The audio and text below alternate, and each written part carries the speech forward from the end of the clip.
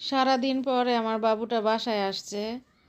কি করব আর, ওদেরকে ধরেও রাখতে পারি না, বেঁধেও রাখতে পারি না। শুধু টাইম মতন আসে দুপুরে খাওয়ার জন্য, বিকেলে খাওয়ার জন্য আর রাত্রে খাওয়ার জন্য। আর এই দেখেন শরীরের কি অবস্থা করছে। বিড়ালের সাথে কামড়াকামড়ি ঝগড়া করে নিজের শরীরের একদম অস্তিত্ব রাখে নাই।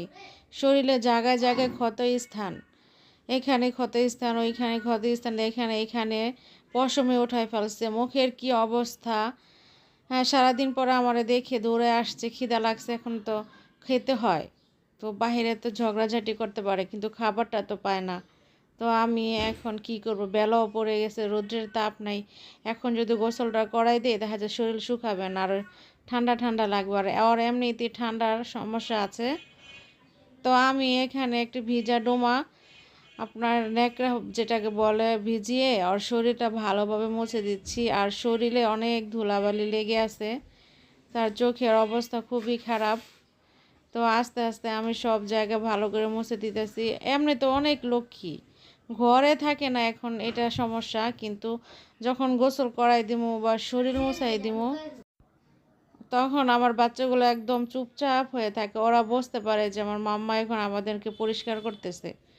তো এই যে থুতের এখানে, দাঁতের চিপায়, তারপর হচ্ছে নাকের ওইখানে সব জায়গায় খামচির দাগ, ছোট ছোট খামচির দাগ, নখের এঁচড়।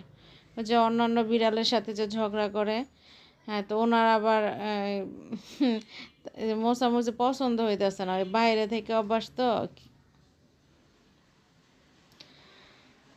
তো শরীরটা একটু ভালো করে মুছতেছে আর দেখতেছি কোথায় কোথায় ব্যথা পাইছে। তো আমি এখন ডাক্তার থেকে আপনার বায়োডিন নিয়ে আসবো। আর এই নখটার একটা নখ একদম উঠে গেছে, মানে ঝগড়াঝাটি করতে করতে তো বোঝে নেই, মানুষের এই দেখা যায় ক্ষত বিক্ষত হয়ে যায়। হ্যাঁ, তো হিংস্র বিড়াল হয়ে গেছে এখন।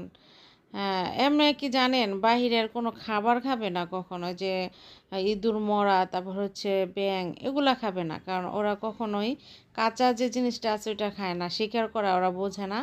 কিন্তু ওই যে ঝগড়াঝাটি করে বাহিরে, যে ঝগড়াঝাটি কি আর ও করে, বাহিরের বিড়ালগুলো ওরা তো ওদের বাহিরের এরিয়াগুলো দখল থাকে, তো ওনাদের দেখে আবার কি করে ঝগড়াঝাটি করে, মারধর দিয়ে দেয়।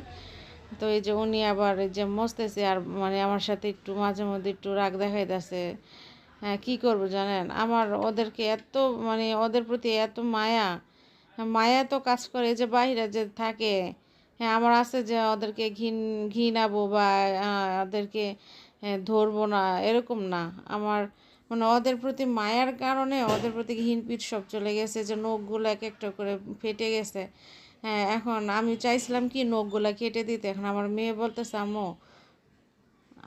বলতেছে আম্মু নখগুলা কাইটে দিও না, কারণ বাহিরে যেহেতু ঝগড়াঝাটি করে, নখগুলা কাইটে দিলে বাহিরের বিড়ালের আরও মারধর খাবে। থাক, নখগুলা কাটার দরকার নাই।